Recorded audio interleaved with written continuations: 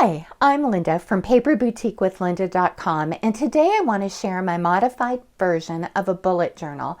I have a very long intro, sorry about that, and then I'm going to show you my version of a bullet journal. In part 2 of this video series, I'm going to talk about the supplies and discuss the pages in more detail. Now, if you're familiar with bullet journals, you might want to skip this overview and fast forward to the part where I show you the bullet journal. The bullet journal was developed 3 years ago by Ryder Carroll, a digital product designer. It is a combination of a planner, a to-do list, a sketchbook, and a diary or project log. You can make your journal as simple or as artistic as you desire. If you like writing with pen and paper, drawing, doodling, journaling, and planning, this system might be perfect for you. I'll do a link to Ryder's video and website in the description below. If you're interested in trying a bullet journal, I recommend you watch his video before you get started. There are also tons of videos on YouTube, pins on Pinterest, and lots of great information on Instagram and Facebook.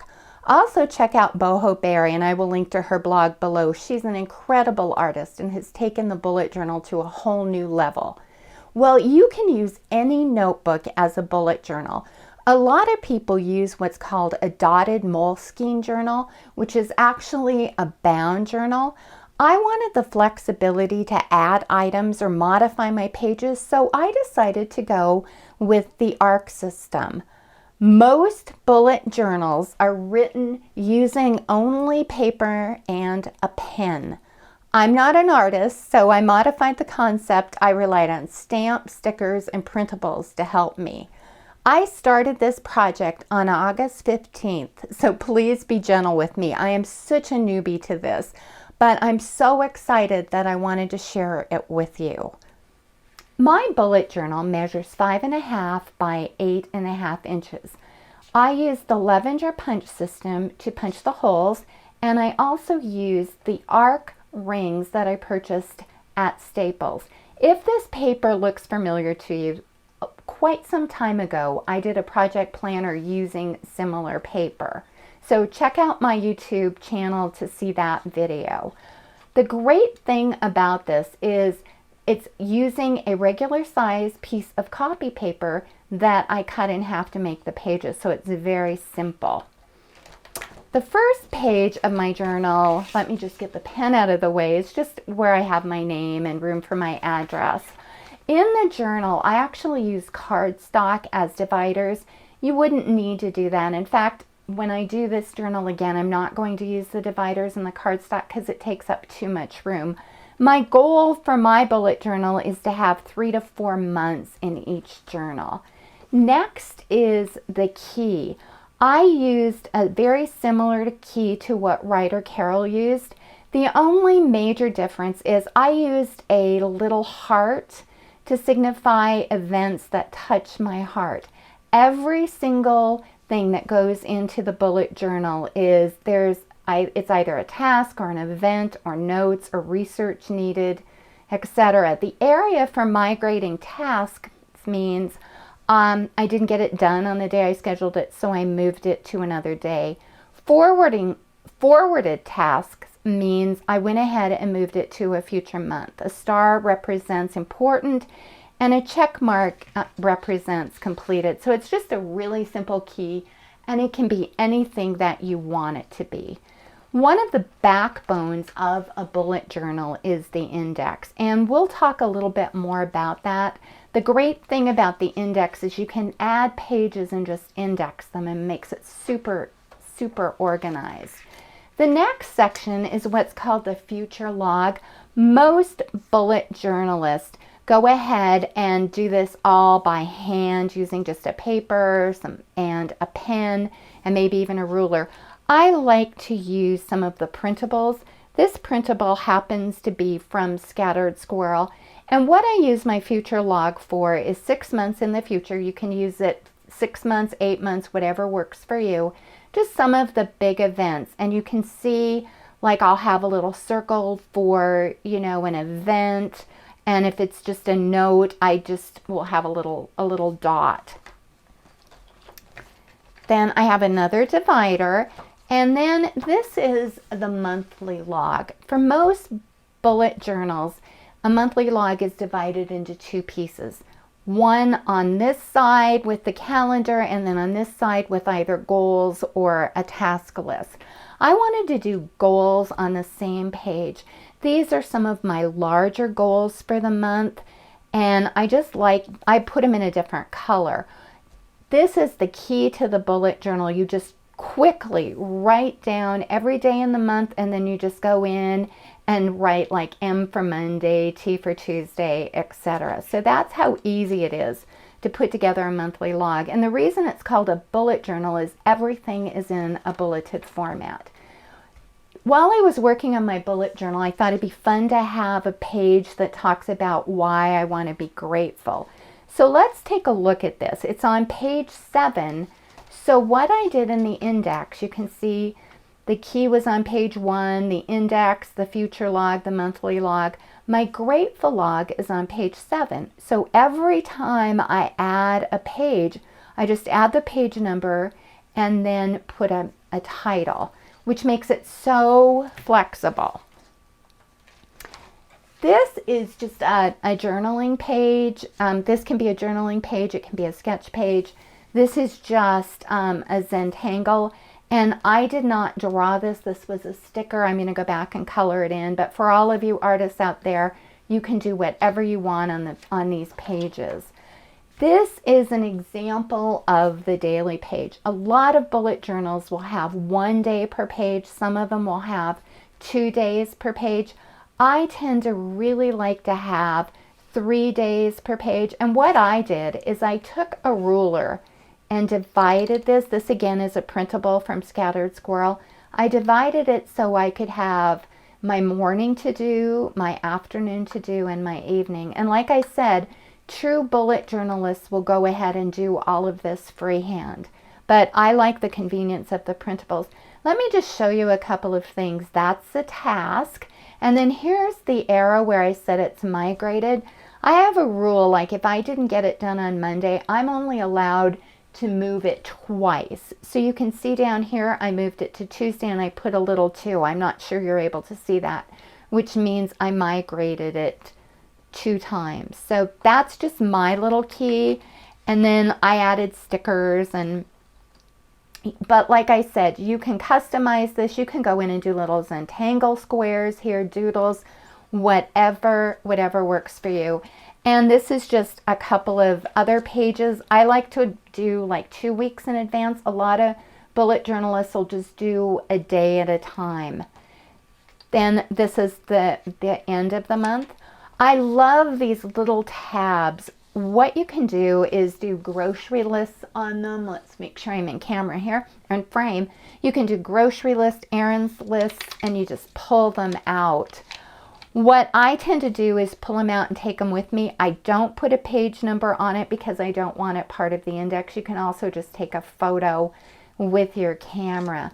This is one of the only pages that's in pencil. I'm working on putting together some weekly exercise goals, and I have it in pencil, but once again, it's on page 14, so it's indexed, so I can go back and see where my weekly exercise goals. We'll talk more about this in habits. I want to do a habit tracker on exercise. Collections or modules are another key component of the bullet journal. For example, I would have a project that I'm working on, which in this case is a bullet journal. I have another piece of the project that's a bullet journal supplies. So what I'll do is it's on page 16 and 17. I'll go back to the index and I just add it right here, my bullet journal collection and bullet journal supplies. So anytime I add a page, I can go back. The nice thing about doing the ARC system, it's sort of like the happy planner with the pages. You can take it out, and if I want to move them, I could. And like if I filled up this bullet journal video outline, I could even add in a page 18A. And if you're using the Moleskine journals, that's not something that you can do. So this is just another doodle I need to color in. I wanted to create a calendar just for my blog and video, and you can see that I've done that here. I've added some doodling and stickers and was finished with this. This is just my production. Here's another collection. Some people call them collections, some people call them modules. This is some things I need to do for my blog, but I really like this format a little bit better. I saw this refill at Staples, so I picked it up because I want to copy it and kind of make my own. I think this is just a little messier looking, and I like the way that this is divided. So I'm still playing around with it. I've only been doing this for 8 days, so I have a lot to learn. I have a staffing calendar, making sure that for my job, everything is staffed correctly. So I added a staffing calendar. And then one of the fun things, another one of the fun things, I'm so excited about the bullet journal, is you can add notes. I listened to a podcast on SMART goals, and it just so happened that it was after I completed this calendar. So it was on page 26. So here are all my notes. And then I go back to the index on page 26. I say Chris Simpson podcast, so I can easily find it. I have another divider here with room for some art. I really thought it would be fun to do some quotations, but like I mentioned earlier, I printed a lot of things on cardstock like this calendar, and it takes a lot of room in my journal, and I want to have 3 to 4 months in this bullet journal. So I highly recommend not printing it on cardstock, and we'll talk more about supplies and what I did in the next video. This section I call kind of my habit tracker. This is my level 10 life. I did an analysis on 10 levels as to where I thought I was and filled that out. And then I have subsequent goals, my level 10 goals over here. Well, they're not really goals yet. These are just the category family and friends.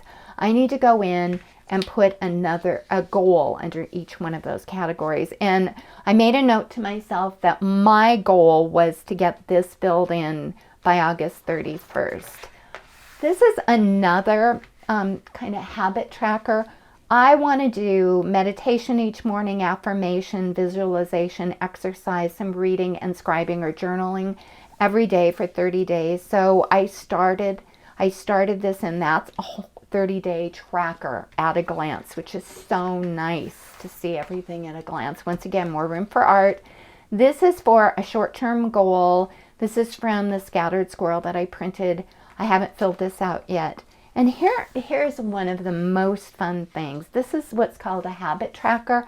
I downloaded this form, and these are some of the habits that I want to track for the month of August.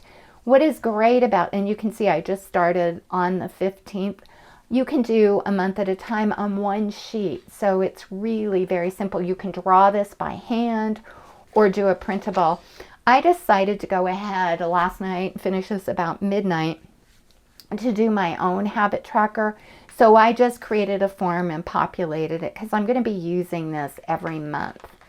And I just did a couple of those. The other thing that I did starting today is I did a Smart Points habit tracker. And I do my Weight Watcher Smart Points. I track them on my phone. But I thought, wouldn't this be great to see an entire month? And for each day, breakfast, snack, lunch, etc. Now, since I track on my phone, this is a little bit of a duplicate. So you might want to just track every day your total points and your weekly points. It might be fun to just see them a month at a glance. I mentioned earlier that a lot of bullet journalists use what's called a Moleskine, which is a bound journal. I just decided not to use that because I wanted to, be able to move the pages.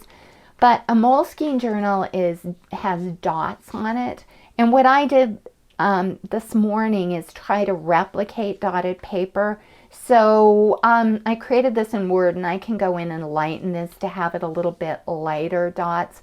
But I wanted you, and I'm hoping that you can see it on the video. So here it is again. This is about the size of what you see in a Moleskine, but I hope I'm pronouncing that correctly, by the way. And this is just the smaller size dots. And I just went out and printed a year at a glance, and I cannot remember the website, but I'll make a note of that and we'll do it in our next video when we talk about supplies. I am just so very excited about this wonderful bullet journal, and I want to really thank you for watching this super long video, and I apologize that it got to be so long. So for more projects and ideas, please visit my blog at www.paperboutiquewithlynda.com, and a special shout out to my sister Di. She sent me an email a week ago saying, "Lynda, you just have to get into bullet journaling." And guess what? I did. Bye-bye.